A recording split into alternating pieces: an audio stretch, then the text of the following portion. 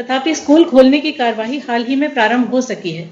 अतः वर्ष के प्रारंभ में ही विद्यार्थियों के प्रोत्साहन तथा मनोबल में वृद्धि के लिए उनसे संवाद करने, परिवार में पठन पाठन के लिए अनुकूल वातावरण निर्मित करने तथा को एजुकेटर के रूप में अभिभावकों की भूमिका के बारे में अपने विचार साझा करने तथा शिक्षकों से जो अपेक्षाएं हैं उसके बारे में उन्हें मार्गदर्शन प्रदान करने के लिए माननीय मुख्यमंत्री जी ने स्वयं ही आज के इस कार्यक्रम की परिकल्पना की है। मैं सबसे पहले कार्यक्रम की भूमिका और स्वागत वक्तव्य के लिए आमंत्रित करती हूँ प्रमुख सचिव स्कूल शिक्षा श्रीमती रश्मि अरुण शमी जी को। Thank you अनुमा। माननीय मुख्यमंत्री जी, माननीय मंत्री जी, अनुभा जी, धनराजू जी, इस कार्यक्रम से जुड़े हमारे सभी पूरे प्रदेश के सभी छात्र छात्राएं, सभी अभिभावकगण एवं सभी शिक्षकगण, आज के इस कार्यक्रम में मैं सबसे पहले माननीय मुख्यमंत्री जी का स्वागत करना चाहूंगी और उन्हें धन्यवाद देना चाहूंगी कि उन्होंने ऐसा समय हमारे लिए चुना, हमको प्रोत्साहित करने के लिए सत्र की शुरुआत की है। सर, हम सभी आपके बहुत आभारी हैं और इस कार्यक्रम के माध्यम से सर आप जो हमको प्रेरणा देंगे उसका हम पालन करेंगे। पिछला वर्ष हम सब जानते हैं कि बहुत ही एक चैलेंजिंग वर्ष था हम लोगों के लिए। कोविड-19 के आने के बाद से विभाग की जो गतिविधियां थी उनमें बहुत किस्म की बाधाएं आई और स्कूल को बंद रखना पड़ा। इस दौरान सर हम लोगों ने कोविड के दौरान बहुत सारे प्रयास किए जिससे कि बच्चों की पढ़ाई नहीं रुके। आपके मार्गदर्शन में हम लोगों ने रेडियो स्कूल प्रारंभ किया, इसके अलावा दूरदर्शन के माध्यम से क्लासेस लगाए, ऑनलाइन क्लासेस बहुत सारे स्कूलों ने चलाई, इसके अलावा व्हाट्सएप के माध्यम से डिजिलैब कार्यक्रम के अंतर्गत भी हम लोगों ने बच्चों को स्टडी मटेरियल भेजा। लेकिन हमारे बहुत सारे बच्चे ऐसे हैं जो कि ऑनलाइन नहीं जुड़ पाते हैं, इसलिए उनके लिए हमने हमारा घर हमारा विद्यालय कार्यक्रम प्रारंभ किया और इस कार्यक्रम के माध्यम से हम लोगों ने अभिभावकों से अनुरोध किया कि वो घर पर ही बच्चों को स्कूल जैसा माहौल दें और उसमें बच्चों की पढ़ाई को निरंतर रखने की व्यवस्था करें। लास्ट ईयर की सर परिस्थितियों को देखते हुए सर आपने बोर्ड एग्जाम्स को कैंसिल करने का भी निर्णय लिया, जो कि एक प्रकार से सर बच्चों की सुरक्षा को देखते हुए बहुत ही आवश्यक निर्णय था। हाल ही में कक्षा 10 के बोर्ड एग्जाम्स का रिजल्ट डिक्लेयर किया गया है और 29 तारीख को सर हम लोगों ने बोर्ड के 12वीं की परीक्षा का भी रिजल्ट को डिक्लेयर किया है। सर इस वर्ष सर हमारे जो शिक्षकगण हैं और जो स्कूल शिक्षा विभाग का समस्त स्टाफ है उन्होंने बहुत ही कठिन परिस्थितियों में बहुत मेहनत करी बच्चों को पढ़ाई उनकी जारी रखने में। इसके अलावा जो जिला प्रशासन द्वारा जो भी कोविड एफर्ट्स किए जा रहे थे सर उसमें भी उनका बहुत योगदान रहा। योग से निरोग कार्यक्रम में भी हमारे शिक्षकों ने योगदान दिया, टीकाकरण कार्यक्रम में भी बहुत मेहनत कर रहे हैं सर। इस दौरान सर बहुत सारे हमारे शिक्षकों ने दुर्भाग्य से अपने परिजनों को खोया भी है, हमारे बच्चों को भी परिवार में सर बीमारी का दंश उन्होंने झेला है। बहुत सी कठिन परिस्थितियां रही हैं। इस सारे परिदृश्य के दौरान शिक्षा का जो सत्र है वो 15 जून से प्रारंभ हो गया था, लेकिन स्कूलों को सर आपके मार्गदर्शन में धीमे धीमे खोला जा रहा है। 11वीं 12वीं की कक्षाएं प्रारंभ हो गई हैं। 5 अगस्त से 9वीं 10वीं की कक्षाएं प्रारंभ होंगी और उसके बाद समय और काल के अनुरूप आप आगे का निर्णय लेंगे। सर हम आपको सर धन्यवाद दे रहे हैं कि आपने ऐसे समय में हमारे शिक्षकों को, बच्चों को और उनके पेरेंट्स से बात करने का निर्णय लिया है, जिससे इस सत्र में हमें क्या कार्रवाई करनी है उस पर आपका मार्गदर्शन हमें प्राप्त हो सके। इस वर्ष भारत सरकार द्वारा नेशनल अचीवमेंट सर्वे का भी आयोजन किया जाएगा। सर हम आपसे अनुरोध करेंगे कि सर आप उस पर भी हमारे सभी स्टाफ को सर मार्गदर्शन देने का कष्ट करेंगे। सर मैं सर अपनी बात यहीं समाप्त करना चाहूंगी। धन्यवाद प्रमुख सचिव महोदय। अब माननीय स्कूल शिक्षा मंत्री जी श्री इंदर सिंह परमार जी से अनुरोध है कि वे हमें अपना उद्बोधन प्रदान करें। आज के विद्यार्थियों, पालकों तथा शिक्षकों से संवाद के इस कार्यक्रम में हमारे बीच में उपस्थित हमारे प्रदेश के यशस्वी मुख्यमंत्री आदरणीय शिवराज सिंह जी चौहान साहब, हमारे स्कूल शिक्षा विभाग के प्रमुख सचिव श्रीमती रश्मि अरुण शमी जी, अन्य सभी अधिकारीगण, इस कार्यक्रम में जुड़े सभी अभिभावकगण, विद्यार्थियों और सभी शिक्षकों, बंधु भगिनी, आज हम सौभाग्यशाली है कि हमारे प्रदेश के यशस्वी मुख्यमंत्री जी ने यह संवाद का कार्यक्रम आयोजित किया है और जिसमें हम सब लोगों को, पूरे विभाग को भी, अभिभावकों को भी, शिक्षकों को भी और विद्यार्थियों को भी नए वर्ष की चुनौतियों को समझने में और उससे कैसे आगे बढ़ने में हम सब लोगों का मार्गदर्शन हमको मिलेगा। हम पिछले साल की जो संकट था, कोरोना के कारण क्लासें नहीं चली थी, विभिन्न माध्यमों से कक्षाएं प्रारंभ की गई थी, लेकिन कुल मिलाकर के जितनी पढ़ाई होना चाहिए उतनी नहीं करा पाए थे। फिर भी शिक्षा के निरंतरता को हमने लगातार आगे बढ़ाया था। इस वर्ष हमने अभी जो चुनौती है उसको समझते हुए भी, लेकिन बच्चों के जीवन को सुरक्षित रखते हुए 11वीं और 12वीं की कक्षाएं प्रारंभ करने का निर्णय माननीय मुख्यमंत्री जी के निर्देश पर लिया है, जो चल रहा है। हमने उसके साथ साथ ये भी तय किया है कि आगे आने वाले समय में यदि परिस्थिति सब ठीक रहती है तो हम 9वीं और 10वीं की कक्षाएं भी 5 अगस्त से प्रारंभ करेंगे। लेकिन उसके साथ साथ हमने सुरक्षा की दृष्टि से बड़े एक निर्णय के साथ में कि हम वैक्सीनेशन का जो भाग है हमारे जो टीचिंग और नॉन टीचिंग स्टाफ के लिए उसको पूरा करेंगे, तभी हम उनको कक्षाओं में या पढ़ाने के लिए अनुमति प्रदान करेंगे। मैं समझता हूँ कि हमारे सामने बच्चों का जीवन सुरक्षित रखना ज़्यादा महत्वपूर्ण है। उसी को ध्यान में रखते हुए ये सब हम कार्य योजना तैयार करके सावधानी के साथ कदम उठा रहे हैं, ताकि किसी प्रकार से हमारे बच्चों का जीवन पर सुरक्षा पर किसी प्रकार का खतरा ना बने। हम सब जानते हैं कि हमने जिस प्रकार से पिछले साल में और भी पढ़ाई की है और उसके कारण से इस वर्ष हम फिर आगे बढ़ने की कोशिश कर रहे हैं, लेकिन किसी को निराश होने की जरूरत नहीं है, हताश होने की जरूरत नहीं है। शिक्षा विभाग ने एक पोर्टल निर्माण किया है, उसके मार्गदर्शन में काउंसलर भी हम उपलब्ध करा रहे हैं, ताकि किसी बच्चे को यदि कोई निराशा हो, किसी प्रकार की चिंता हो, तो उस चिंता से वो मुक्त कैसे हो, उसका निराकरण, समस्या का निराकरण कैसे हो, ये भी विभाग के द्वारा एक बड़ा प्रयास किया जा रहा है। हम सब जानते हैं कि पिछले साल, जैसा हमारे पीएस ने भी बताया है, कि हमारे शिक्षकों के साथ साथ हमारे अभिभावकों का भी बड़ा योगदान रहा है। अभिभावकों ने विद्यार्थियों को घर में पढ़ाने के लिए जिस प्रकार का मेहनत की है, परिश्रम किया है, अपने घर को ही विद्यालय का स्वरूप देने में भी शिक्षकों के साथ साथ अभिभावकों का भी योगदान भी रहा है। फिर इस प्रकार की चुनौती हमारे सामने है, उसमें भी हम सबको अपने काम के साथ साथ बच्चों के जीवन को निरंतर शिक्षा की ओर बनाए रखने के लिए, उनका स्वास्थ्य का ध्यान रखने के लिए चिंता करने की आवश्यकता रहेगी। मैं समझता हूँ सभी अभिभावक अपने बच्चों के स्वास्थ्य का भी विशेष रूप से ध्यान रखेंगे। मैं प्राचार्यों और शिक्षकों को भी हार्दिक बधाई और धन्यवाद देना चाहूँगा। विगत वर्ष की जो चुनौतियाँ थी उनको जिस प्रकार से सामना किया है और आगे बढ़ने की कोशिश की है, इस वर्ष भी प्रतिदिन मैं निवेदन करूंगा उनसे कि वो प्रतिदिन अपने स्कूलों में जाए, शालाओं में जाए और बच्चों में साहस और हिम्मत दे करके बच्चों को आगे बढ़ने की प्रेरणा दे। कोरोना महामारी के कारण से किसी प्रकार निराशा या हताशा की जरूरत नहीं है। हम सबको मिलकर के आगे बढ़ने की जो हमारे सामने चुनौती है और जो पढ़ाई का क्रम टूटा है उसको हम निरंतर जारी रखने का काम आगे करते रहें।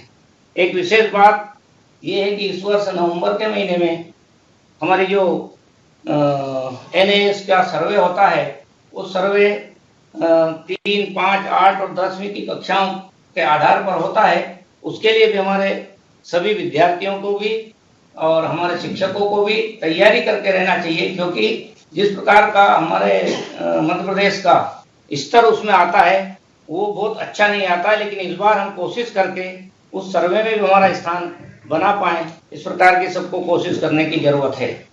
महत्वपूर्ण बात यह है कि नई शिक्षा नीति में जिस प्रकार से भारत के प्रधानमंत्री जी ने और हमारे प्रदेश के यशस्वी मुख्यमंत्री जी ने हमको नई दिशा दी है, उससे हम प्रेरणा लेकर के आगे बढ़ने की कोशिश कर रहे हैं और हम गुणवत्तापूर्ण शिक्षा, विश्व स्तरीय शिक्षा देने के लिए मध्य प्रदेश में भी हमने जो प्रयास किया है, प्रारंभ किया है, उसमें हम CM राइस योजना के तहत जो सर्व सुविधा युक्त हम स्कूल बनाने जा रहे हैं। हमने उनका चयन लगभग कर लिया है। आगे हम उसको इसी साल से पूरा कार्य योजना धरातल पर लागू करने वाले हैं। मैं उसके लिए माननीय मुख्यमंत्री जी को धन्यवाद देना चाहता हूं कि अब हम मध्य प्रदेश के बारे में एक धारणा बदल देंगे कि हमारे यहाँ का स्कूल शिक्षा विभाग कमजोर होता जा रहा है या पढ़ाई का स्तर कमजोर होता जा रहा है, उसको हम बदल देंगे, क्योंकि हम 350 स्कूलों में इस योजना के माध्यम से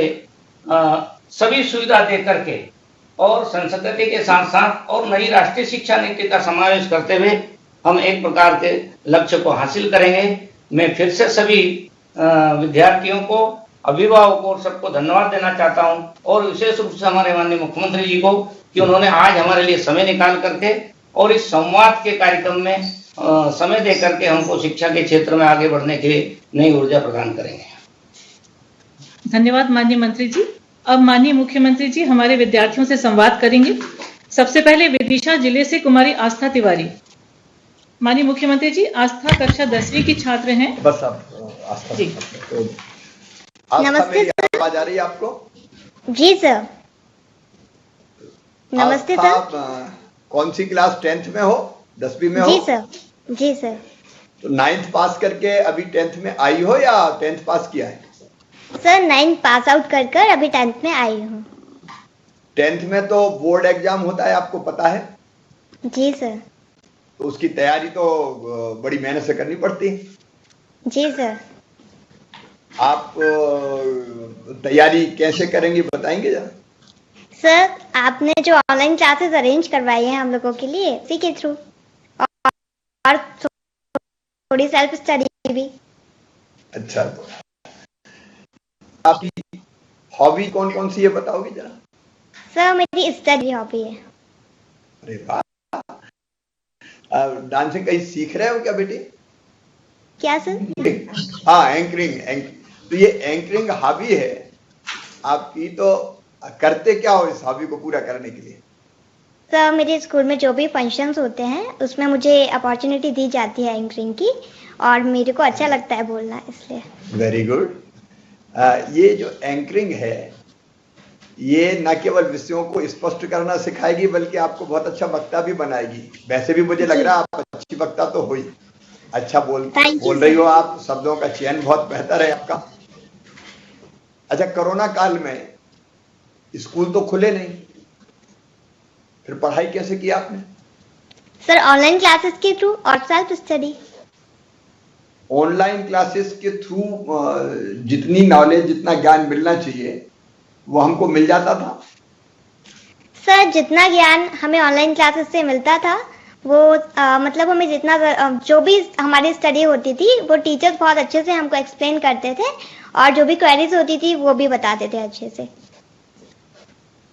ऑनलाइन और एक्चुअल जब क्लास लगती है उसमें अंतर क्या समझ में आता है? सर अंतर ये समझ में आता है कि ऑफलाइन क्लासेस में डायरेक्ट कांटेक्ट होता है टीचर से, और इंटरनेट जब भी कभी कभी प्रॉब्लम हो जाती है ना, वो वहाँ नहीं होती है। अच्छा बेटी, आगे क्या बनना चाहते हो आप? Sir IAS officer. Very good, thank you. मुझे पूरा विश्वास है, आपका आत्मविश्वास देख के, कि आप भविष्य की IAS अफसर होंगी। Thank you. खूब मेहनत करते रहें, और आपको आस्था बहुत बहुत शुभकामनाएं मेरी और आशीर्वाद भी। धन्यवाद। हमारे अगले प्रतिभागी हैं दमोह से श्री प्रशांत राही। प्रशांत, नमस्कार बेटे, आवाज आ रही मेरी?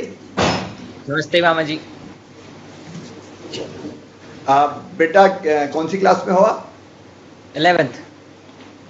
मतलब 10th पास करके 11th में आए हो? यस मामा जी। तो 10th में तो बोर्ड का एग्जाम होता है। यस कितने मैम। परसेंट आपके मार्क्स हैं? 94। 94, वेरी गुड। Thank you. अब ये 94% मार्क्स लाने के बाद आगे बनने का क्या इरादा है? Sir engineer. इंजीनियर? अच्छा, इंजीनियर बनने का इंजीनियर। ख्याल क्यों आया? सर उसमें इंटरेस्ट है सर, टेक्नोलॉजी में। अच्छा, टेक्नोलॉजी में इंटरेस्ट है। आपका प्रॉपर दमोह के या दमोह में कहीं जिले में गांव के? सर दमोह के लोकल। अच्छा, आप पिताजी माताजी क्या करते हैं? सर पिताजी मजदूर हैं, सर माताजी गृहिणी। अच्छा, माताजी गृहिणी है। बेटा मैं ये कहना चाहता हूं कि कई ऐसे बच्चे मैंने देखे हैं यस सर। जो मेहनतकश परिवार में पैदा हुए, यस सर। लेकिन मेहनत और परिश्रम करके बड़े बड़े पदों पर पहुंचे। Yes sir. अमेरिका के राष्ट्रपति लिंकन, वो भी ऐसे ही एक बच्चे थे। जो मेहनत परिवार से आते थे। कोरोना में बेटा, कोरोना काल अभी चल रहा है। Yes sir. कोरोना में काम भी करना है, पढ़ना भी है और Yes, संक्रमित भी नहीं होना, तो उसके लिए क्या क्या सावधानी रखते हैं? सर सावधानी सर मास्क लगा के रखते हैं सर, सोशल डिस्टेंसिंग का पालन करते हैं और सर सैनिटाइजर करते हैं। अच्छा, ये कोविड काल में पढ़ाई के अलावा आपने क्या किया, क्योंकि ज्यादातर तो घर में ही रहना पड़ा? Yes sir. सर पढ़ाई के अलावा सर डांस सीखा है सर, घर ही में sir. Drawing. Dance? Yes sir. अच्छा, डांस में इंटरेस्ट है आपको? Yes sir. सीखा कैसे, लेकिन घर में सिखाने वाला तो कोई होगा नहीं? सर फोन से सीखा है सर, यूट्यूब से।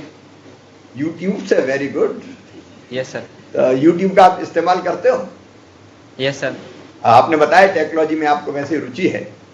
Yes sir. बेटा, मैं आपको इतना ही कहना चाहता हूं प्रशांत के, आपकी प्रगति और विकास में कोई भी बाधा यस सर। ऐसी नहीं रहने जाएगी, ऐसी नहीं रहने दी जाएगी कि आपके मन में ये तकलीफ हो कि काश अगर मेरे पास ये होता। तुम लगातार पढ़ते रहो, मामा तुम्हारे साथ है, सरकार तुम्हारे साथ है, और बढ़ते रहो। Yes sir. Thank you. बहुत बहुत शुभकामनाएं। हमारी अगली प्रतिभागी हैं कुमारी मान्या साहू जबलपुर से। मान्या बेटी नमस्ते। नमस्कार महोदय। कौन सी क्लास में हो बेटी अभी? महोदय कक्षा 11वीं की छात्रा हूँ। कक्षा 11वीं, मतलब 10th पास किया है अभी आपने? जी। कितने % मार्क्स थे आपके? 96.7%। Very good. 96.7 मतलब लगभग 98% के आसपास पहुंच गया। जी। ये कैसे कर पाई? महोदय ऑनलाइन पढ़ाई में घर का, टीचर्स का, परिवारजनों का और स्कूल का पूरा सपोर्ट रहा और खुद से परिश्रम किया तो ये हासिल कर पाए। परिवार का भी पूरा सहयोग मिला? बिल्कुल पूरा। क्या करते हैं माताजी पिताजी? पिताजी कृषक हैं और माताजी गृहिणी हैं। तो कृषक आप प्रॉपर जबलपुर में खेती है या आसपास से कहीं? नहीं, बिल्कुल प्रॉपर जबलपुर में। प्रॉपर जबलपुर में खेती है जी। आपको खेती में इंटरेस्ट है कि बिल्कुल नहीं है? बिल्कुल नहीं है ऐसा तो नहीं है, लेकिन है थोड़ा बहुत। बेटी, खेती अगर होती है तो लोगों को खाने मिलता है। हम जो सब्जी, फल और अन्न खाते हैं वो खेती के कारण ही खाते हैं। जी बिल्कुल। तो किसान की जिंदगी बहुत मेहनत से भरी है, लेकिन किसान अन्नदाता है क्योंकि भोजन उपलब्ध कराता है, उसी के कारण अपना पोषण होता है। जी। बेटी, आपको भविष्य में क्या बनना है? IIT में पढ़ना चाहती हूँ सर, एरोस्पेस इंजीनियर बनने का लक्ष्य है। Very good. एरोस्पेस। देखिए, हमारे बच्चों के लिए नए नए क्षेत्र हैं जिनमें रुचि लेके परिश्रम करके वो कैरियर भी बना सकते हैं और अपना नाम ऊंचा कर सकते हैं। मैं मान्या बेटी को एरोस्पेस में जो उनकी दिलचस्पी है, रुचि है, उसके लिए बधाई देता हूं। ये एक बात और आप सबको बता दूं कि कई लोग जुड़े हुए हैं हमसे, बच्चे भी जुड़े हुए हैं। ये आप जो 96.7% मार्क्स लाने के लिए आपने ये बताया कि माता पिता सबका सहयोग मिला, लेकिन आपने परिश्रम किया, मतलब कैसे किया? कितने घंटे आप पढ़ते थे? कितने बजे उठते थे? कितने बजे सोते थे? सर चूंकि स्कूल तो बंद थे इसलिए सारी पढ़ाई खुद से ही करनी पड़ी, तो हमने बायजूस की मदद ली थी। बायजूस जो स्कूल के बाद ट्यूशन प्रोग्राम है उसकी मदद ली थी और उसके थ्रू जो कॉन्सेप्ट क्लियर कभी कभी नहीं हो पाते थे वो बायजूस ने पूरे क्लियर किए। और अभी बोर्ड्स तो हुए नहीं लेकिन रिवीजन टेस्ट वगैरह हुए थे, तो उसकी तैयारी में भी उसने काफ़ी मदद की। और सेल्फ स्टडी जब टीचर्स की क्लास हो जाती थी उसके बाद जो टीचर्स ने पढ़ाया है उसको रिवाइज करना, और अगर मैथ्स की क्लास है तो उसको प्रैक्टिस करना पे जोर दिया। बहुत अच्छे बेटी। अच्छा, एक ऐसा उदाहरण कोई है आपके दिमाग में कि जिसने खुद से ही पढ़ाई करी हो, गुरु भी नहीं मिल पाया हो? रविंद्रनाथ टैगोर सर। रविंद्रनाथ टैगोर। एक और उदाहरण है बेटी, एकलव्य। मैं सब लोगों को बताना चाहता हूं, जैसे अभी मान्या बता रही थी कि खुद से ही मेहनत करी क्योंकि कोरोना के कारण दिक्कत थी, एकलव्य का नाम आप सबने सुना होगा। कौरव और पांडवों के गुरु थे द्रोणाचार्य जी। एकलव्य सामान्य परिवार का बालक था, गरीब परिवार से आता था, लेकिन ललक थी पढ़ने की, सीखने की। तो एकलव्य ने सोचा कि गुरु कौन को बनाऊं। तो द्रोणाचार्य जी उस समय सबसे प्रख्यात गुरु थे। तो एकलव्य को लगा कि द्रोणाचार्य के चरणों में जाके ही मैं शिक्षा ग्रहण करूं। लेकिन जब द्रोणाचार्य के पास गए तो द्रोणाचार्य ने इनकार कर दिया कि मैं तुम्हें नहीं पढ़ा सकता, क्योंकि मैं केवल राज परिवार के बच्चों को पढ़ाता हूं। तो एकलव्य ने क्या किया पता है? उसने गुरु द्रोणाचार्य को मन ही मन गुरु मान के मिट्टी की मूर्ति बनाई और मूर्ति सामने रख के वो सीखना चाहता था धनुष बाण चलाना, तीर कमान, धनुर्धारी बनना चाहता था। तो उसने मिट्टी की मूर्ति बना के अपने गुरु की और उनके सामने प्रैक्टिस शुरू करी। मिट्टी की मूर्ति के सामने कोई सिखाने वाला नहीं था, लेकिन दिल में ललक थी कि मुझे सबसे बड़ा धनुर्धर बनना है। और इसलिए सीखते सीखते वो इतना प्रवीण हो गया कि एक बार जब गुरु द्रोणाचार्य कौरव और पांडवों के साथ घूमने वहां से निकले तो वो निकल रहे थे, एक कुत्ता था जो भूंक रहा था, तो एकलव्य की एकाग्रता में बाधा पैदा कर रहा था।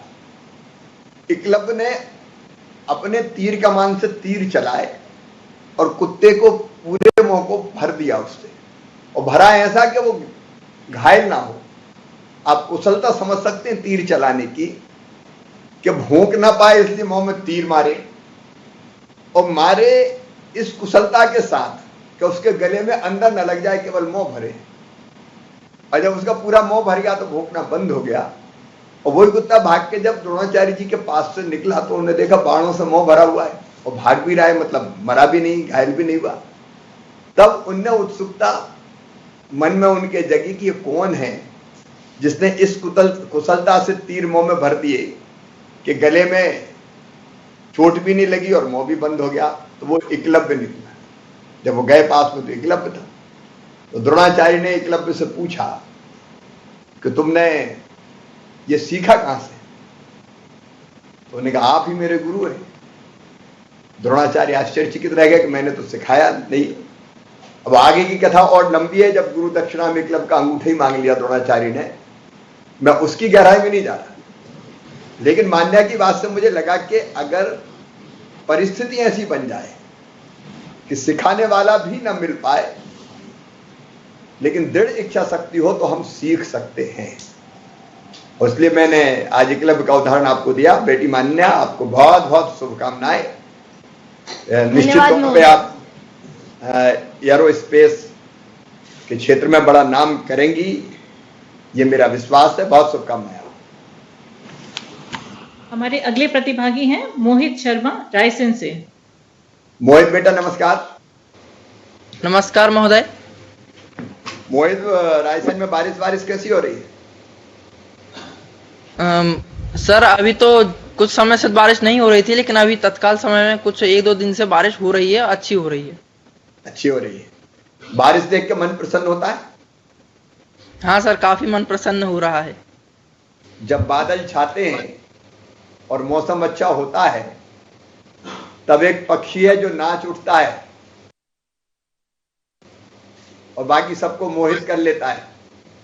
उसका नाम पता है आपको? सर निसंदेह मोर है। तो मोर भी मोहित करता है और आपका नाम भी मोहित है। जी सर। मोहित कौन सी क्लास में हो? सर मैं इस समय 12th क्लास में हूँ, आर्ट्स मेरा सब्जेक्ट है। तो 11 पास कौन सी क्लास में हो? सर मैं इस समय 12th क्लास में हूँ, आर्ट्स मेरा सब्जेक्ट है। तो 11 पास करके 12th में आए हो? जी सर। माता पिता क्या करते हैं? सर मेरे पापा किराना व्यापारी हैं और मेरी मम्मी गृहिणी है। आप क्या बनना चाहते हैं? सर मैं आर्मी में जाकर देश सेवा करना चाहता हूँ। बहुत अच्छे, बधाई आपको। इन आर्मी के लिए थोड़ा फिटनेस बढ़िया होनी चाहिए सर, इसीलिए हमने बचपन से स्पोर्ट्स को चुना है कि साथ ही जब हम आगे जाकर मिलिट्री में हमारा योगदान दें तो हमें कोई भी कमी का सामना न करना पड़े। क्या करते हो आप फिटनेस के लिए? सर मैं एक ताइक्वांडो प्लेयर हूँ। ताइक्वांडो? जी सर। बहुत अच्छे। और ब्लैक बेल्ट। अच्छा, ब्लैक बेल्ट भी है? जी सर। बाकी बच्चों को डराते तो नहीं? नहीं सर, डराते नहीं है, लेकिन ये अपनी आत्मरक्षा के लिए एक गेम है जो हमें आगे भी बढ़ाता है और कभी जरूरत पड़ने पर हम अपना सेल्फ डिफेंस भी कर सकते हैं। मैं मोहित को इस जज्बे के लिए बधाई देता हूं कि वो मिलिट्री में जाके, सेना में जाके अपने देश की सेवा करना चाहते हैं। बेटा, मुझे पूरा विश्वास है, क्योंकि उसके लिए फिजिकल परिश्रम वो भी हमको करना पड़ेगा, लेकिन एक आर्मी अफसर को तो मेंटली भी बहुत अलर्ट रहना पड़ता है। मतलब केवल शारीरिक बल की नहीं, बुद्धि की भी आवश्यकता होती है। और इसलिए पढ़ाई भी आप अच्छी करो, मुझे पूरा विश्वास है कि आप अच्छी करोगे। और ये प्रैक्टिस भी, वैसे मोहित के समान में बाकी सबसे भी कहूंगा कि फिटनेस बहुत जरूरी है। जब मैं बोलूंगा तब भी उसके बारे में कुछ बताऊंगा। शरीर को स्वस्थ रखना बहुत जरूरी है। मोहित, आपको बहुत शुभकामनाएं हैं। आप निश्चित तौर पर देश की सेवा करेंगे, मेरा ये विश्वास है। आपको बहुत बहुत बधाई। माननीय मुख्यमंत्री जी, हमारी अंतिम प्रतिभागी कुमारी श्रुति गुप्ता हैं भोपाल से। ये कला से शिक्षा को समृद्ध करने के उद्देश्य से स्कूल शिक्षा विभाग द्वारा 2 वर्षों से आयोजित अनुकुंज सांस्कृतिक और थिएटर कार्यक्रमों में लगातार 2 साल उद्घोषणा का कार्य इन्होंने किया है। ये बहुत ही प्रतिभावान हैं, पेंटिंग भी करती हैं और 12वीं की परीक्षा इन्होंने कॉमर्स संकाय से 97% अंक से उत्तीर्ण की है। श्रुति बेटी, नमस्ते। जय हिंद मामा जी। जय हिंद बेटी। ये बुलंद आवाज में आपने जय हिंद बोला तो मुझे पूरा विश्वास है आप देश की सेवा भी करेंगे। 12वीं में 12th में आप कितने % मार्क्स लेके आए? 97.4। Very good. 97.4, 1.6 ही बच पाए, नहीं 2.6। बहुत अच्छे, बहुत बधाई आपको। आगे क्या बनने का इरादा है? Sir, chartered accountant. देखिए, ये भी बहुत अच्छा क्षेत्र है, चार्टर्ड अकाउंटेंट। इस समय प्रधानमंत्री श्रीमान नरेंद्र मोदी जी के नेतृत्व में कई तरह की आर्थिक गतिविधियां देश में शुरू हो रही है। बिजनेस, व्यापार, उद्योग, ये बढ़ाने की जरूरत है और इसके लिए चार्टर्ड अकाउंटेंट भी बहुत जरूरी है। तो कोई इंडस्ट्री खोलता है, उद्योग लगाता है, व्यापार बिजनेस करता है, तो सीए के बिना नहीं कर सकता। आपने बहुत अच्छे विषय का चयन किया है। बाकी अभी मैडम बता रही थी कि आपको पेंटिंग में भी आपकी रुचि है। Yes sir. ये रुचि कैसे जगी बेटी पेंटिंग में? सर, ज्यादा कोई सपोर्ट नहीं था, बट फिर भी नॉर्मल जो चीजें देखते थे उनको बनाने का और अपनी ड्राइंग शीट में समाने का इतना ज्यादा जोश था कि बस अपने से ही जो यूट्यूब पे से पेंटिंग सीख ली या फिर ऑयल पेस्टर की ड्राइंग सीख ली, ऐसे करके सीखा है। क्या क्या बनाया पेंटिंग में आपने? सर, मैं यूजुअली जो मार्वल कैरेक्टर्स होते हैं, जो कि मार्वल एवेंजर्स के होते हैं, like Doctor Strange, Iron Man, इन सबको बनाया है मैंने और ऑयल पेस्टल में शेडिंग वाली ड्राइंग्स भी की है मैंने। वेरी गुड बेटी, तुम्हारा आत्मविश्वास गजब का है और आगे आगे सीए बनना है। लेकिन मम्मी पापा क्या करते हैं?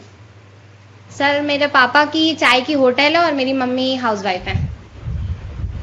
बेटी, आप अपने प्रधानमंत्री जी आपको पता है वो भी चाय वाले के घर जन्म लिया और तुमने भी, पिताजी की भी होटल है।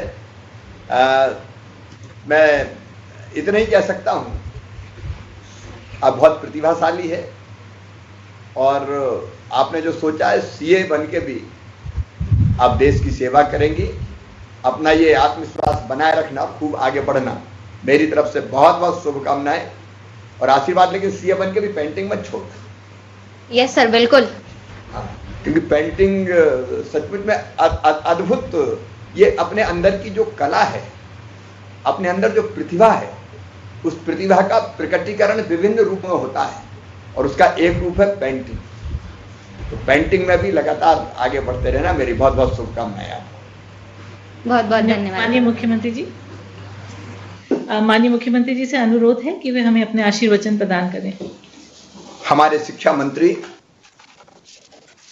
आदरणीय श्री इंदर सिंह परमार जी, शिक्षा विभाग की प्रमुख सचिव रश्मि जी, बाकी सभी अधिकारी साथीगण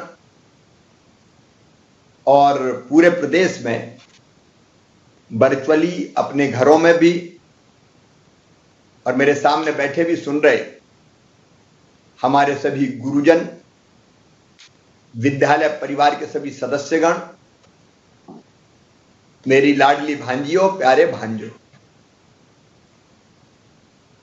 बहुत दिन बाद आज मौका मिला।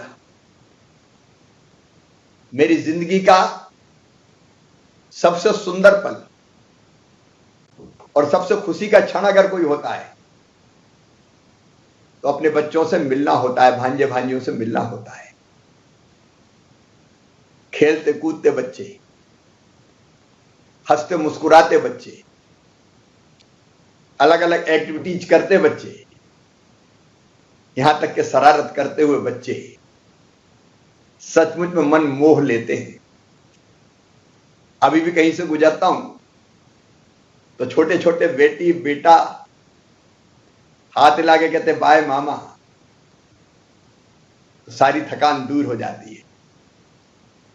अद्भुत है बचपन। एक गीत मुझे बहुत अच्छा लगता है जो आज नहीं, बहुत पहले, वर्षों पहले एक फिल्म में गाया गया था। बच्चे मन के सच्चे, सारे जग के राज दुलारे, ये वो नन्हे फूल हैं जो भगवान को लगते प्यारे। लेकिन आज मैं शुरू करूंगा एक ऐसे बच्चे की कहानी से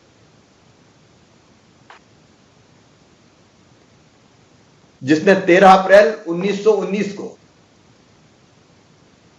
अमृतसर के जलियांवाला बाग, आपने पढ़ा होगा जलियांवाला बाग का वो कांड, देश परतंत्र था, अंग्रेजों का शासन था, अंग्रेजों के काले कानून के खिलाफ जलियांवाला बाग के मैदान में देशभक्तों की बड़ी सभा का आयोजन हुआ। सभा शांतिपूर्ण चल रही थी, तभी अचानक जनरल ओडायर वो वहां पहुंचे और पुलिस के साथ पहुंचे और बिना किसी पूर्व चेतावनी के देशभक्तों की उस सभा पर सीधे निशाना लगा के गोलियां बरसा दी गई। कोहराम मच गया। बचने के लिए लोग इधर उधर, लोगों ने दौड़ने की कोशिश भी की। पास में कुआं था, उसमें कई लोग गिर गए, कुआं लाशों से पट गया। जलियांवाला बाग खून से लाल हो गया, भारतीयों के खून से, देशभक्तों के खून से। उस समय एक छोटा सा बालक भी वहां उपस्थित था और उस बच्चे ने खून से सनी उस माटी को उठा के ये कसम खाई थी कि जनरल ओडायर, तेरी गोलियों ने देशभक्त भारतीयों के रक्त से ये मिट्टी रंगी है। इस मिट्टी की सौगंध मैं भी तेरे शरीर को गोलियों से भून दूंगा। छोटा सा बच्चा ले लिया संकल्प। जनरल ओडायर इंग्लैंड चला गया। ऊधम सिंह भूला नहीं। उम्र बढ़ने के साथ संकल्प भी मजबूत होता चला गया और अपने संकल्प को पूरा करने ऊधम सिंह भी इंग्लैंड पहुंच गया। अब उस विस्तार में नहीं जा रहा मैं कैसे पहुंचा। अत्यंत कठिनाइयों से अपने वो दिन बिताए, कई तरह के काम मेहनत की और वो मौके की ताक में लगे रहे। जनरल ओडायर कहां से आता है, कहां जाता है, कहां से निकलता है, पिस्तौल का इंतजाम किया और एक दिन जैसी मौका मिला सारी गोलियां जनरल ओडायर के सीने में उतार दी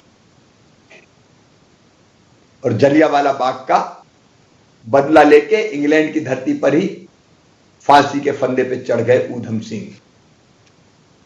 आज उनकी पुण्यतिथि है, मैं उनको प्रणाम करता हूं। मुझे लगा कि उनकी पुण्यतिथि है तो उनके बारे में आप जानते होंगे, लेकिन मुझे आज बताना चाहिए।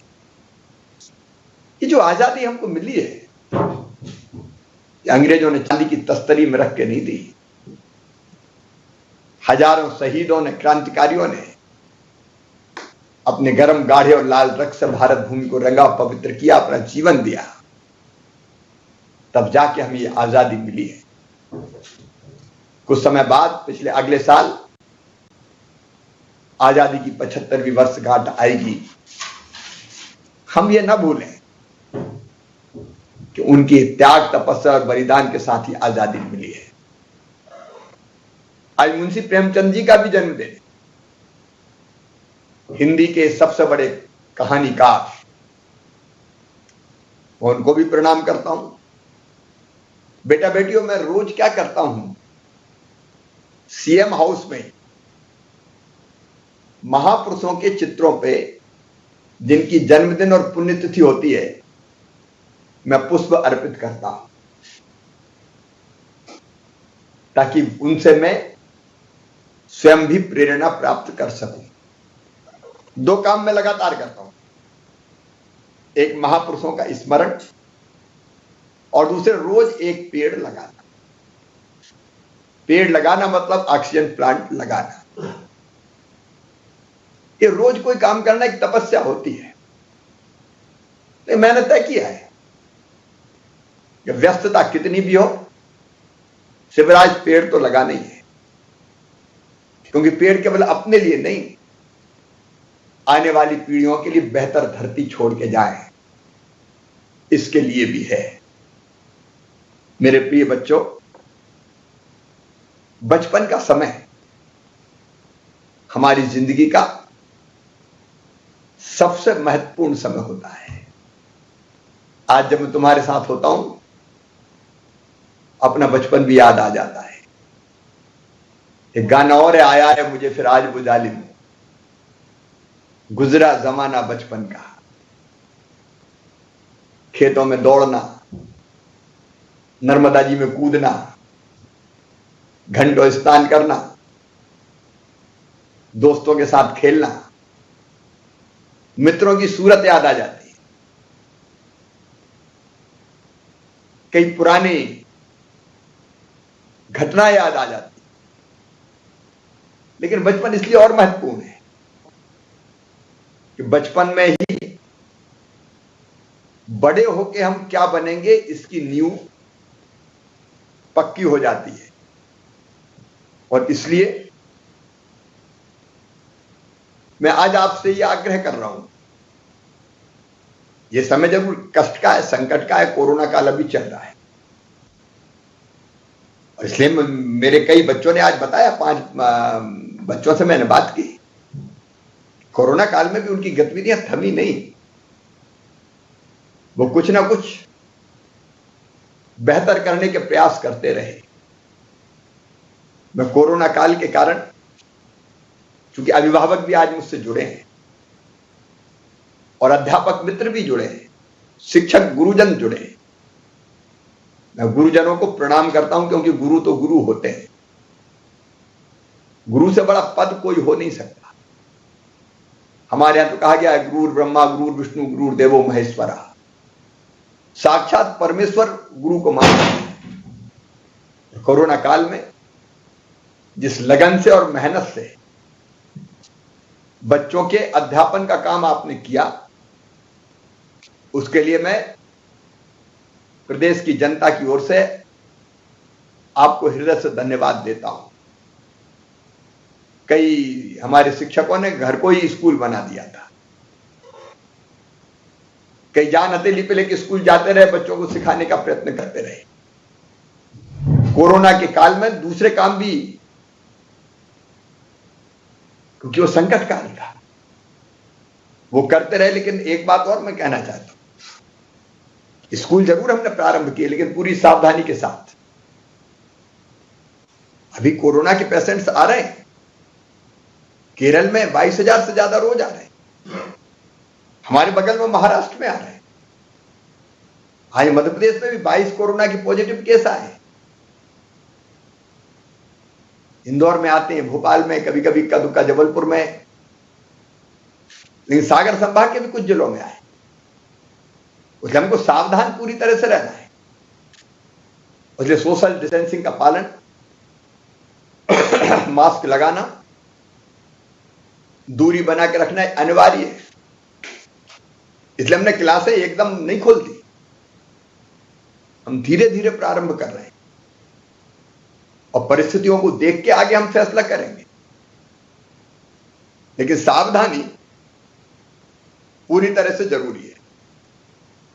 मैं माता पिता से एक बात और आज जरूर कहना चाहूंगा, बच्चों का ध्यान जरूर रखें। माता पिता भी गुरु ही होते हैं, अच्छे संस्कार माता पिता से ही पढ़ते हैं।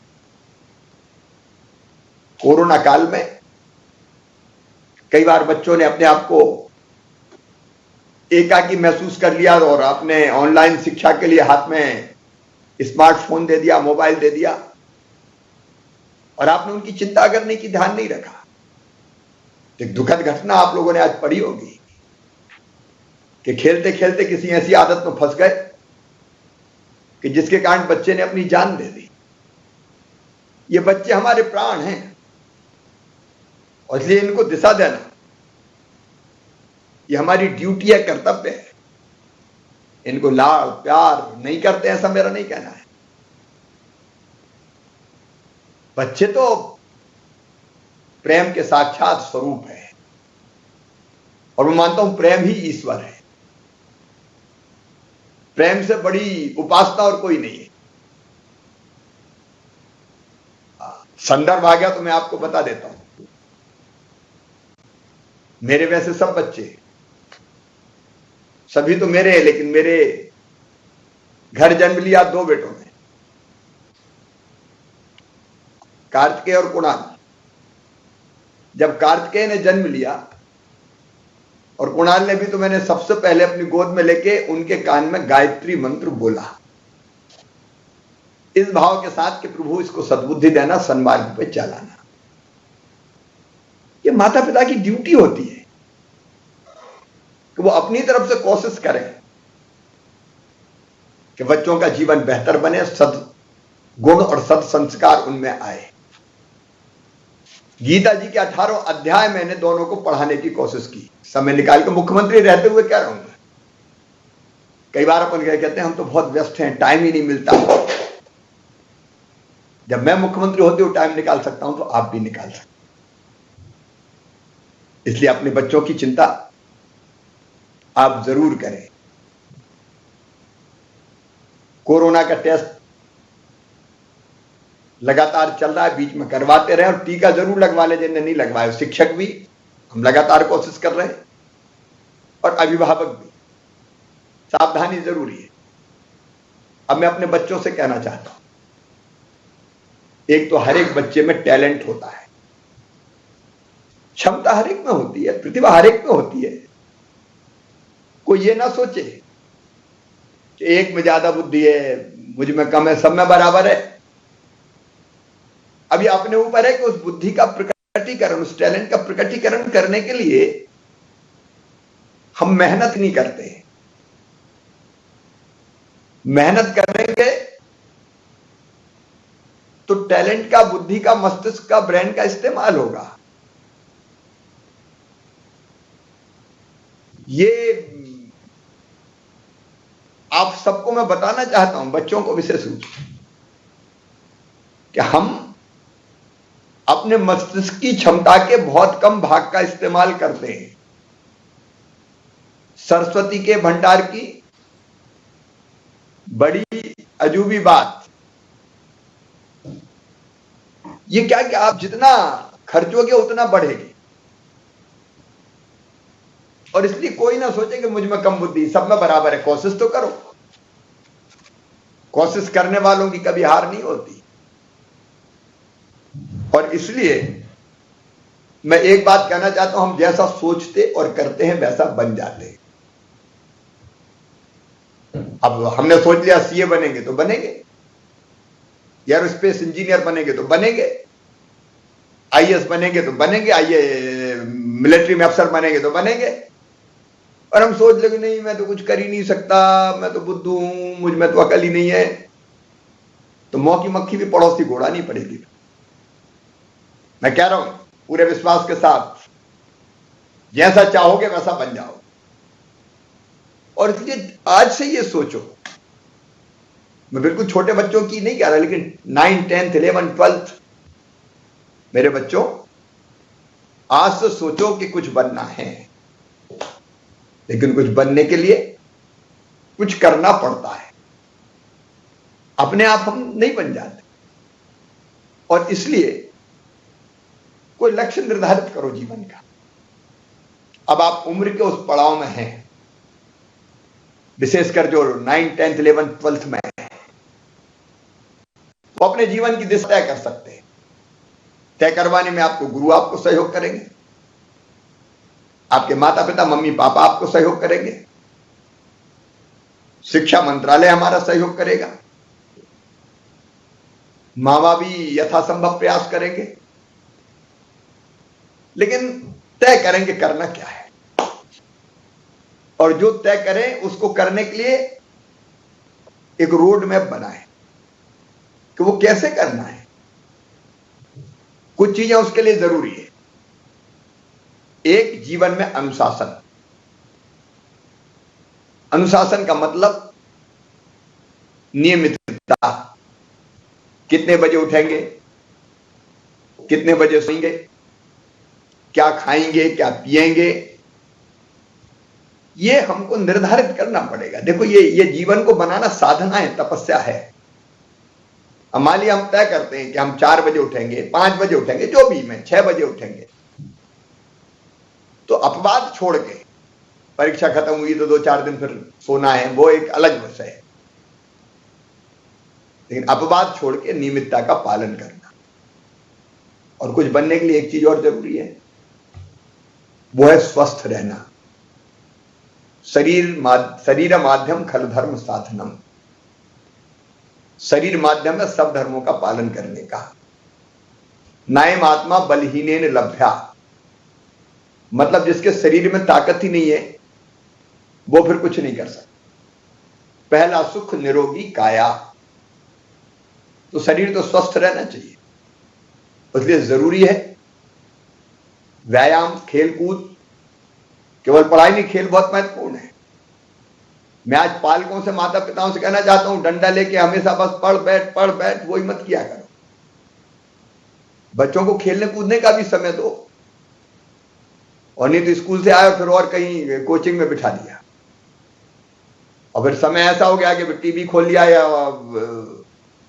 स्मार्टफोन पे या मोबाइल फोन पे शुरू हो गए, तो शारीरिक मेहनत कम होती तो शरीर स्वस्थ नहीं रहता। खेलना कूदना, नियमित व्यायाम, सूर्य नमस्कार कर सकते हो, कुछ योगासन कर सकते हो। और मेरे बच्चों, प्राणायाम भी एक अचूक अस्त्र है शरीर को स्वस्थ रखने का। इसलिए हम लोग योग सिखाने की भी स्कूलों में कोशिश करते हैं, और योग की प्रतिष्ठा पूरी दुनिया में है। मैं भी कोशिश करता हूं नियमित रूप से। तीसरी चीज और ध्यान रखना, बिल्कुल पर्सनल बात कर रहा हूं, दिल से कर रहा हूं, खाने पीने का ध्यान। क्या खाना चाहिए और क्या नहीं खाना चाहिए। कभी कभार कुछ खा सकते हैं, कचौड़ी, समोसे, पकोड़े उड़ा सकते हैं कभी कभार, लेकिन हमेशा नहीं। हम भी जब जाते थे तो स्कूल के पास ठेला लगा रहता था, उसमें कबीट आते थे, इमली, चोइया। आज तो चोइया भूल ही गया हो, खट्टे खट्टे लगते थे, खाते थे तो मजा आता था। बेर खाते थे, बेर, उबले हुए बेर भी। फल खाना अच्छी आदत है, और कभी कभी हम भी कचौड़ी, समोसा, पकोड़े। आजकल कचौड़ी समोसा का प्रचलन कम हो गया, आजकल तो पिज्जा, बर्गर, जंक फूड। अब ये खाते समय थोड़ा अच्छा लग सकते हैं, लेकिन ये स्वस्थ शरीर के लिए नहीं है। एक आध बार सप्ताह में खा लिया कोई बात नहीं, लेकिन रोज तो वही खाना चाहिए जो शरीर के लिए हितकारी हो। भोजन के बारे में 3 सूत्र है, हितभुक, मितभुक, ऋतभुक। अपने ऋषियों ने कहा है हितभुक मतलब जो शरीर के लिए हितकारी हो वो खाओ। फल चाहिए, सब्जी चाहिए, प्रोटीन चाहिए।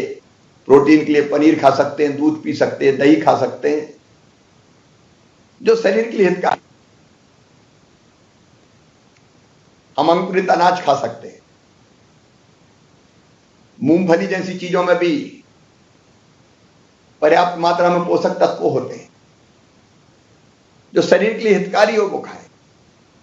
मितभुक का मतलब भूख से थोड़ा कम खाए, जितनी भूख लगी नहीं तो एकदम गले तक भर लिया वीडियो, उसकी जरूरत नहीं है। और ऋतभुक का मतलब ऋतु में जो फल या जो चीज होती है, चाहे वो कोई जरूरी नहीं कि महंगी खाए। अमरूद के सीजन में अमरूद खाएं, आम के सीजन में आम खाएं। मैं भोजन पर लंबी बात नहीं करूंगा, लेकिन हम कैसा खाएं ये भी जरूरी है। समय पर पढ़ाई के समय खेल, के समय खेल और पढ़ाई के समय पढ़ाई। और पढ़ाई का मूल है कंसंट्रेशन। आपने किताब खोली और दिमाग कहीं और प्लेग्राउंड में है तो आप नहीं पढ़ सकते ढंग से, आपके दिमाग में आधी बात आएगी नहीं। लेकिन एकाग्र चित्त होकर अगर आप पढ़े, मुझे एक प्रसंग और याद आ गया। गुरु द्रोणाचार्य ने कौरव और पांडव जो उनके शिष्य थे उनकी परीक्षा लेने का सोचा। आपने भी बचपन में पढ़ी होगी, शायद पाठ्य पुस्तक में अब है कि नहीं, लेकिन मैं जब पढ़ता था तो वो थी कहानी। उनको तीर चलाने की परीक्षा लेनी थी, धनुष बाण। सबके हाथ में धनुष बाण दे दिए। एक पेड़ पे एक चिड़िया रख दी गई और सबसे कहा गया कि चिड़िया की आंख पर निशाना लगाना है। सब तैयार, लेकिन क्या निशाना लगाने के पहले एक सवाल पूछूंगा द्रोणाचार्य जी। कौरव पांडवों ने कहा कि पूछिए। तो उन्हें पूछा, बताओ सामने चिड़िया बैठी है और पेड़ पे बैठी है, तुम्हें क्या क्या दिखाई दे रहा है? तो दुर्योधन हो, दुशासन हो, भीम हो, बाकी लोग हो, सब लोगों ने कहा गुरुजी सब दिख रहा है, आंखें खराब थोड़ी है, पेड़ है, पेड़ की शाखाएं हैं, पत्ते हैं, फूल हैं, उस पर चिड़िया बैठी हुई है, चिड़िया बैठी हुई है। एक एक से पूछते गए और रिजेक्ट करते गए। अर्जुन से उन्होंने पूछा, अर्जुन तुम्हें क्या दिखाई दे रहा है? अर्जुन ने कहा, मुझे कुछ दिखाई नहीं दे रहा, मुझे केवल चिड़िया की आंख दिखाई दे रही। गुरुजी ने फिर पूछा कि पत्ते दिख रहा है? बोले नहीं। डाली दिख रही है? बोले नहीं। फूल दिख रहा है? बोले नहीं। मुझे केवल चिड़िया की आंख दिखाई दे रही है। और सबसे सटीक निशाना चिड़िया की आंख पर लगाया अर्जुन ने। इसका मतलब क्या है? मतलब सीधा सीधा यही है कि हम एकाग्र होकर पढ़ेंगे तो चीज हमारे दिमाग में बैठेगी। कंप्यूटर है दिमाग हमारा, अब उसमें डिपॉजिट करना है तो उसके लिए कंसंट्रेट तो करना पड़ेगा। मैं जब परीक्षा के समय पढ़ता था तो पढ़ते समय मैं इतने ध्यान से पढ़ता था कि जब मैं लिखने बैठता था परीक्षा में तो मुझे वो पन्ना ऐसा लगता था, पन्ने पे नंबरिंग भी है तो नंबर कौन सा वो याद रहता था। क्योंकि कंसंट्रेट अगर हमने कर लिया तो दिमाग में बात बैठ जाती है। तो एकाग्र चित्तता जरूरी है। फिर जैसा कहें वैसा करना ये अपने चरित्र को गढ़ता है।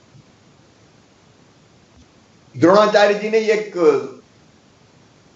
पाठ पढ़ाया, सदा सत्य बोलो, और कहा इसको याद करके आना। तो 104 ने दूसरे दिन फटाफट बता दिया, सदा सत्य बोलो। युधिष्ठिर से पूछा तो युधिष्ठिर ने कहा आज याद नहीं हुआ, कल बताऊं। कल आए फिर कहा कि आज भी याद नहीं हुआ। 5-6 दिन हो गए तो नाराज हो गए द्रोणाचार्य बोले इतना सा पाठ याद नहीं हो रहा, सदा सत्य बोलो। तो युधिष्ठिर ने कहा कि मैं रोज कोशिश कर रहा हूं लेकिन बोलते समय कोई ना कोई झूठ निकल जाता है, तो मैं कैसे कहूंगा।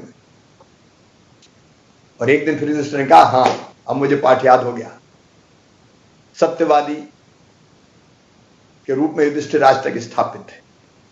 ये चीज अपने चरित्र को बनाती बेटा बेटा। जैसा हम आचरण करते हैं वैसा हमारा चरित्र बनता है, लोग फिर हमारे बारे में वैसे ही सोचते हैं।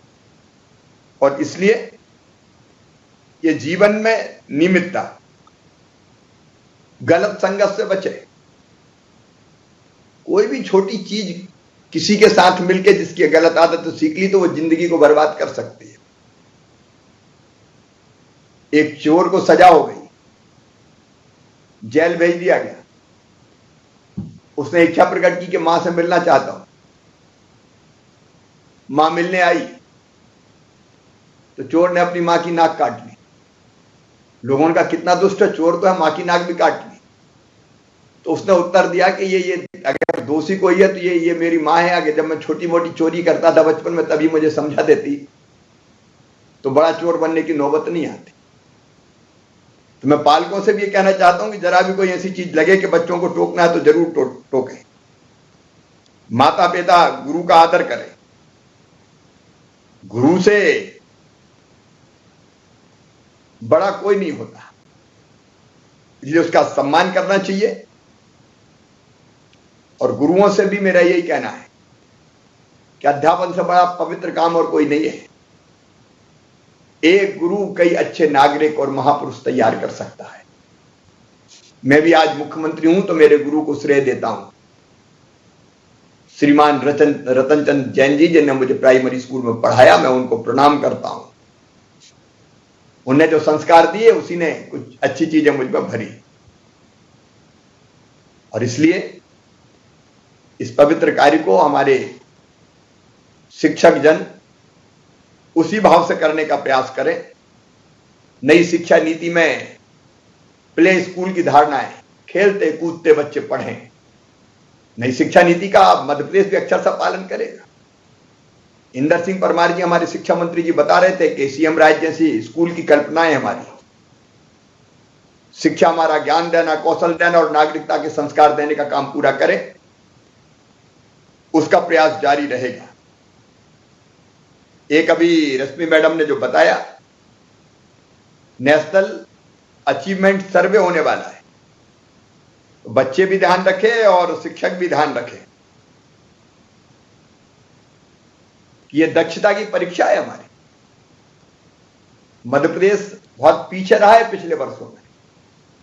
इस बार टॉप 10 में स्थान जरूर बनाना है। इसलिए बच्चे भी प्रयत्न करें, शिक्षक भी प्रयत्न करें। और मैं अपने बच्चों से इतनी कहना चाहता हूं, भविष्य की चिंता मत करो, तुम तो परिश्रम करो। धन के अभाव की भी चिंता मत करना। अगर एक नहीं अनेक योजनाएं आज मैं योजनाएं बता नहीं रहा जो आपके बेहतर शिक्षण के लिए, मामा काय के लिए हर कदम पे आपका साथ देगा। संबल योजना के अंतर्गत प्रतिभाशाली बच्चों की फीस भरवाने का काम, डॉक्टर इंजीनियर बनना है, IIT IIM करना है, रास्ते हमने निकाले, कई तरह की योजना बनाई और जरूरत पड़ेगी तो नई भी बना दूंगा, चिंता मत करना। लेकिन धन की बाधा पढ़ाई में नहीं आने दूंगा। प्रतिभा का प्रकटीकरण करो, मेहनत करो, रास्ता हम बनाएंगे। पढ़ते जाओ, आगे बढ़ते जाओ।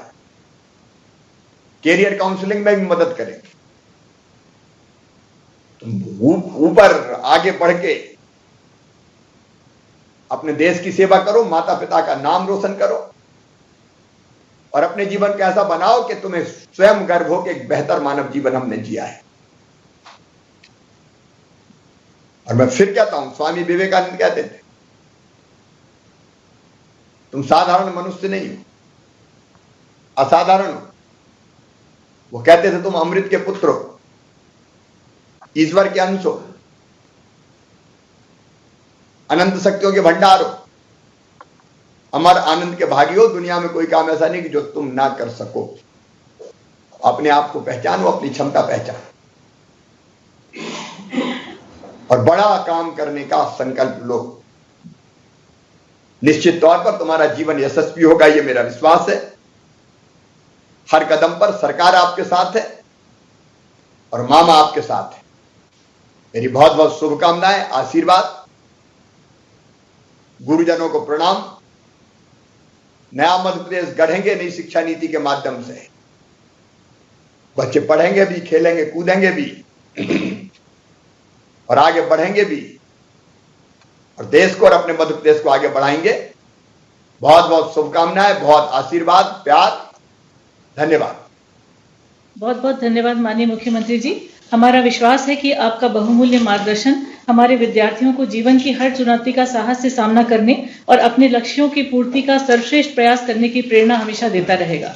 कार्यक्रम के अंत में संचालक राज्य शिक्षा केंद्र श्री एस धनराजू से अनुरोध है कि वे आभार प्रदर्शित करें। आज विद्यार्थी संवाद के माध्यम से प्रदेश के सभी बच्चों से, अभिभावकों से और शिक्षकों से संवाद करते हुए उनको अपना जिम्मेदारी के साथ साथ क्या पोटेंशियल है उसको भी आपने प्रेरणा दिया। प्रदेश के माननीय मुख्यमंत्री जी को शिक्षा विभाग की ओर से बहुत बहुत आभार व्यक्त करता हूं, और हर कदम हमारे मार्गदर्शन करते हुए विभाग को आगे बढ़ा रहे राज्य शिक्षा मंत्री जी को भी विभाग की ओर से बहुत बहुत आभार व्यक्त करता हूं सर। और प्रमुख सचिव महोदय, उप सचिव महोदय और पूरे मैदानी अमला आज हमारे साथ जुड़े हुए सर, उन सबको मैं आभार व्यक्त करता हूं। और विशेषकर बच्चे जिनके लिए ये पूरा हम कार्यक्रम कर रहे हैं, उनको, उनके अभिभावकों को, सभी को विभाग की ओर से बहुत बहुत आभार व्यक्त करता हूं सर। धन्यवाद। बहुत बहुत धन्यवाद।